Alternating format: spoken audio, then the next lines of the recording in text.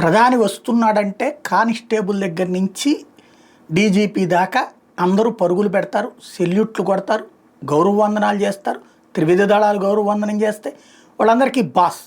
మన దేశంలో ఆ లెగసీ చూస్తాం, ఆ విధమైనటువంటి ఆ హోదాని చూస్తాం.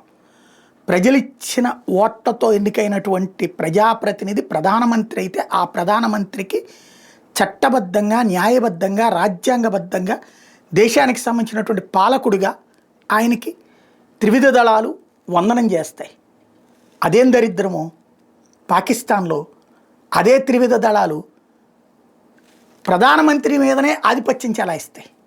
అదే త్రివిధ దళాలు ప్రధానమంత్రిని తీసుకెళ్ళి బొక్కలో దోస్తాయి. అదే కానిస్టేబుల్ దగ్గర నుంచి అందరూ కాపలా కాసిన వాళ్ళు ఇవాళ అదే కానిస్టేబుల్ ఆయన కనీసం మాట్లాడడానికి కూడా నిరాకరిస్తుంటాడు. అదే జైలు అధికారులు ఇవాళ ఇమ్రాన్ ఖాన్ని ఏడిపిచ్చుకు తింటారు. ఇప్పుడు ఇమ్రాన్ ఖాన్ జైలు నుంచి ములాఖత్ ఇన్నాళ్ళు ఇవ్వలేదట. ఇప్పుడు ములాఖత్ ఇస్తే ఒక సందేశాన్ని బయటికి పంపించాడు. దేశంలో ఉన్న నా పార్టీ కార్యకర్తలారా రండి, తిరగబడండి అని. మొన్న ప్రజలు హయ్యెస్ట్ ఓట్లు ఇమ్రాన్ ఖాన్ పార్టీకి వేశారు. ఇమ్రాన్ ఖాన్ పార్టీని బ్యాన్ చేశారు.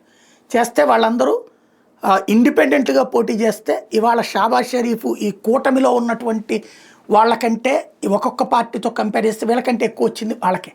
కాకపోతే పార్టీగా లేదు కాబట్టి దాన్ని అడ్డం పెట్టుకుని సైన్యంతో ఈ షరీఫ్ వచ్చి ప్రధానమంత్రి అయ్యాడు. ఇప్పుడు ఇమ్రాన్ ఖాన్ జైలు నుండి పిలుపునిస్తున్నాడు తిరగబడమని. మొన్న వచ్చినట్ల ఇమ్రాన్ ఖాన్ సైన్యం లేదా ఇమ్రాన్ ఖాన్ కార్యకర్తలు పెద్ద ఎత్తున తిరగబడేటప్పటికి, దాంతోపాటు బెలూచ్ రెబల్స్, సింధు రెబల్స్ వీళ్ళందరూ తిరగబడేటప్పటికి ఈ మొత్తాన్ని కంట్రోల్ చేయడానికే ఇక్కడ పహల్గామ్ ఇన్సిడెంట్ చేసి ఆ పైన మనం 4 బాత్తామని తెలుసు, దాన్ని అడ్డుపెట్టి జాతీయతాభావాన్ని పెంపొందించుకునేటువంటి గేమ్ వేసింది. అక్కడతో అయిపోయింది. ఇక తాము అనుకున్నది కంట్రోల్ చేసేసామనుకుంది సైన్యం. మళ్ళీ ఇమ్రాన్ ఖాన్ ఇచ్చిన స్టేట్మెంట్తో ఇప్పుడు గిలగిల్లాడుతున్నారు.